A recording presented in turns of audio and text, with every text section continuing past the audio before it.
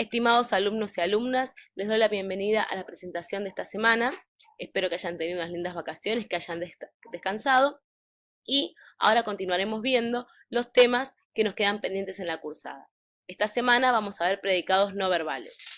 También vamos a trabajar predicados verbales, que son aquellos que ya practicamos en alguna medida cuando practicamos sujeto. Porque para poder reconocer el sujeto, tenemos que preguntarle al verbo quién hacía la acción.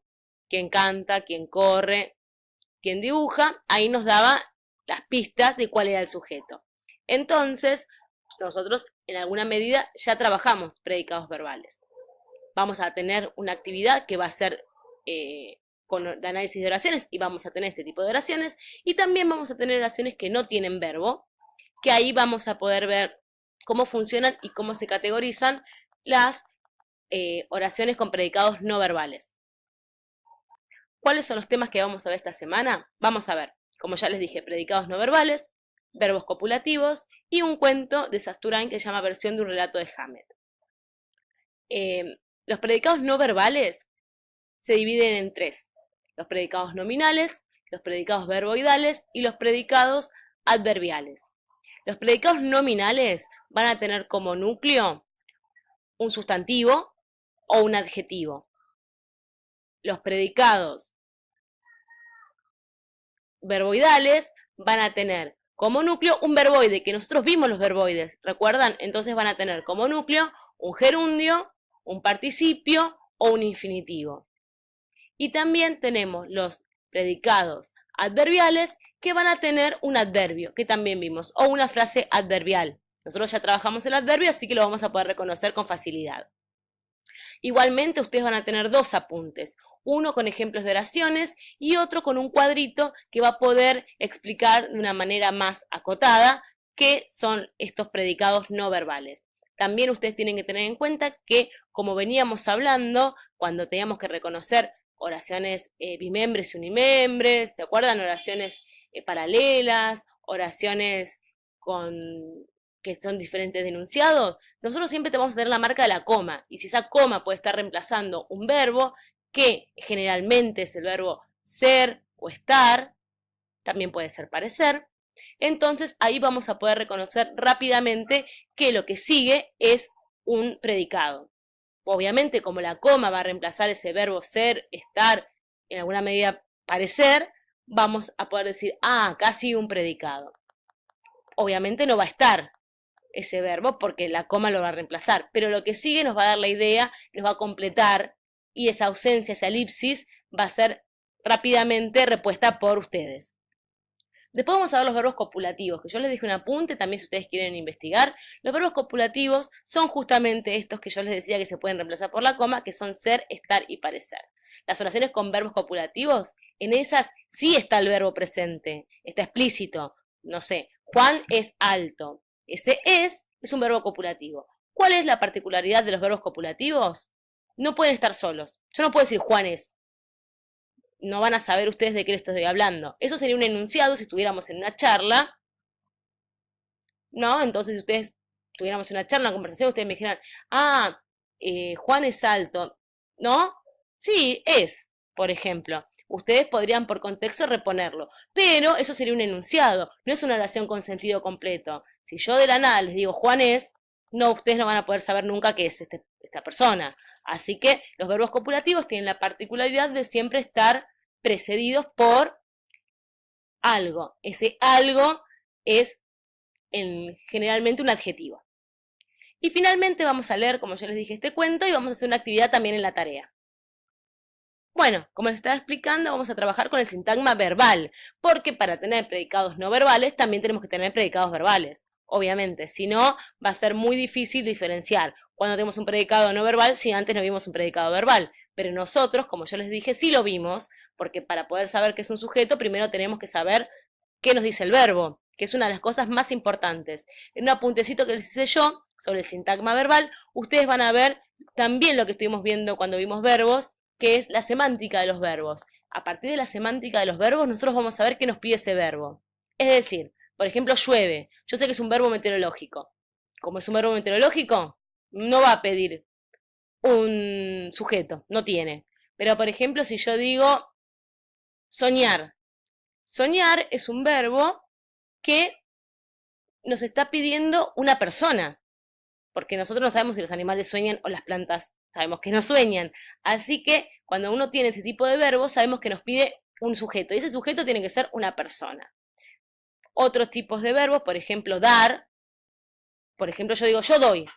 Bueno, yo tengo que dar algo, porque también pasa lo mismo que Juan, aunque este no sea un verbo justamente copulativo, sino que se llama verbos transitivos, que eso lo vamos a ver también la clase que viene, vamos a reforzarlo, ya que los verbos transitivos son los que piden objeto directo, que es nuestro tema siguiente. Entonces, si yo tengo el verbo dar, yo tengo que darle algo.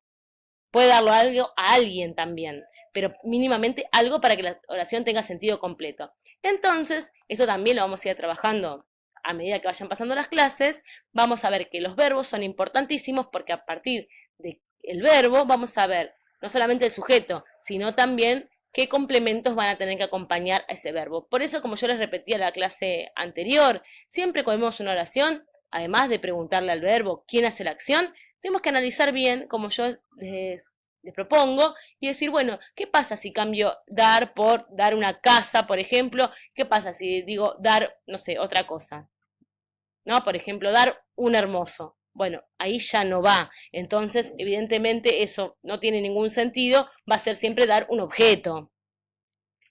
Ese tipo de preguntas, ese tipo de análisis, ese tipo de lectura, tenemos que empezar nosotros a plantearnos de a poco. Y finalmente vamos a trabajar análisis sintáctico para repasar. Bueno, paso a explicarles la tarea número 5, que es no obligatoria. En principio vamos a analizar oraciones. Nosotros analizamos, como les di en la tarea modelo de la vez anterior, esa que era de autocorrección, analizamos sujetos. Así que estamos ya en condición de analizar sujetos completamente.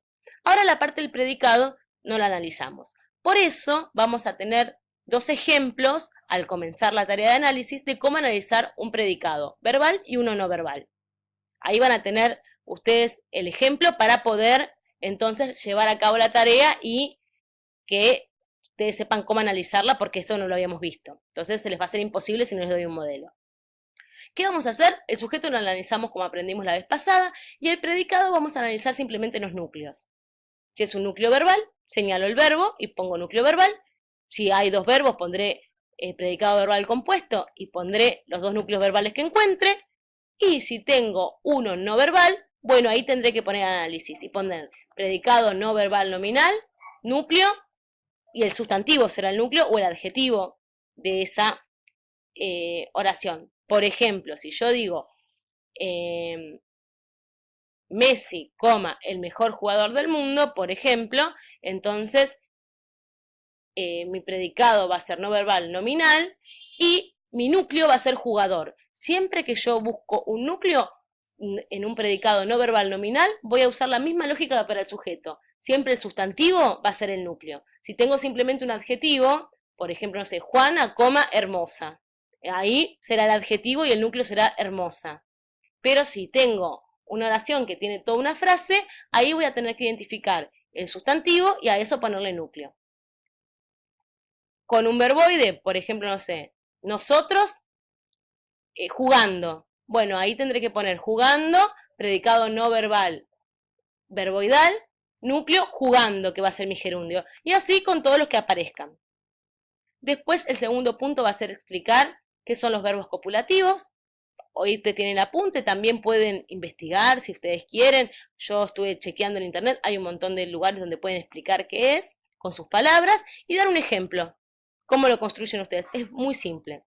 Finalmente, el último punto es leer el cuento y hacer oraciones con predicados no verbales. Las oraciones las pueden encontrar en el texto, pero creo que no hay muchas, así que también las pueden inventar. El ejemplo que yo les di es inventado, por ejemplo. Es a partir del argumento, tienen que inventar 3 oraciones con predicados no verbales. Puede ser una nominal, una adverbial, una verboidal. Ustedes van a elegir de cuál es la que ustedes quieren ahí reflejar a partir de la lectura que tuvieron. Bueno, esa va a ser la tarea, en eso va a consistir y nada más. Bueno, finalmente no me queda más que desearles una buena semana, que espero que vengan con las pilas cargadas para poder hacer el trabajo. También, como siempre les digo, si quedan dudas sobre cómo hay que encarar las tareas, sobre alguna explicación que no ha sido demasiado clara, me consultan a través del foro o por mensaje. Yo siempre recomiendo que pregunten a través del foro porque tal vez a otros compañeros tengan las mismas dudas y bueno, así las aclaramos entre todos y aparte, como me ha sucedido muchas veces, que me gusta mucho y me parece muy gratificante, que ustedes se contestan entre sí y se dan ideas y se aportan, eso me parece muy bueno, es muy lindo ese tipo de colaboración y de compañerismo que aunque sea a distancia, lo podemos seguir trabajando. Así que bueno, sin más, les dejo un saludo.